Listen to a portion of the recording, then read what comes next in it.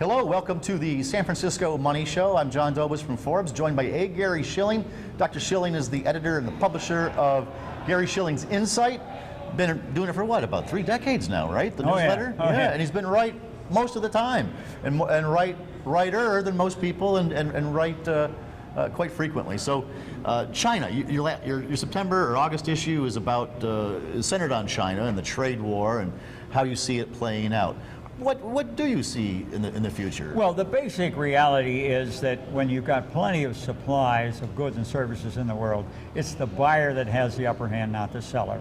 We're the buyer, China's the seller. And where else would they sell all these consumer goods except to U.S. households? So we inherently got the upper hand. Now that doesn't make it an easy situation, because you've got problems on both sides. I mean, Trump features himself as the world's greatest negotiator, and he sort of keeps everybody off balance with the on-again, off-again kind of approach.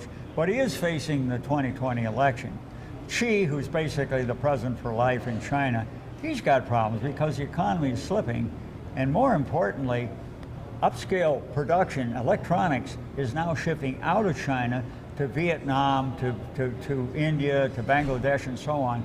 And those are jobs that China doesn't want to lose. And when that stuff moves, it doesn't move back. You've got to reestablish supply chains and so on. Right. So there's really pressure on both sides to come up with a settlement. So it matters, what really it boils down to, I guess, is who can wait out whom for a longer period of time. It's a glorified game of chicken, but I think my guess is, and I use the word guess deliberately, John, is they'll come to some agreement within the next 6 months, and that's with sort of the first Tuesday, November of 2020 in mind, to pick a random date. Okay. Now, beyond that, though, there is a deeper issue, and that is that China wants to be #1 in the world.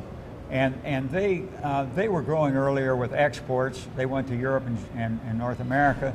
That game is over. You no longer have the growth, so there's not the demand for their exports. Then they turned to infrastructure. They ended up with ghost cities, excess capacity, huge stats. So now they want to do it domestically.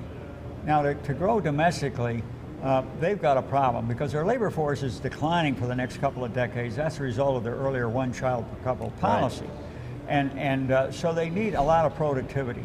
Where do they get productivity? Through technology. Where do they get the technology? In the West. They're working on it, but they really don't have it. So they're really after Western technology, and I think Trump realizes that. So that's the battle royal, and that will last for years. You've seen sectors like retail really take it on the chin because all the T-shirts and jeans and tennis shoes come from China.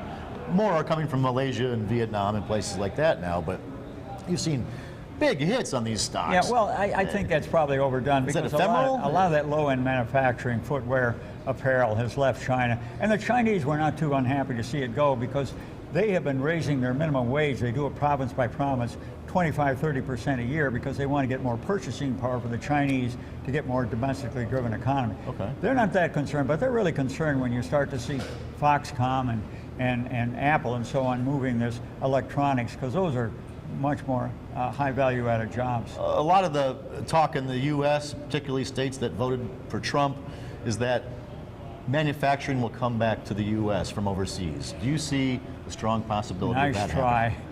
The only manufacturing that's economic here is very robotic intensive, capital investment intensive. Nobody's going to open a shoe factory that employs 5,000 people in the U.S. It just isn't economic.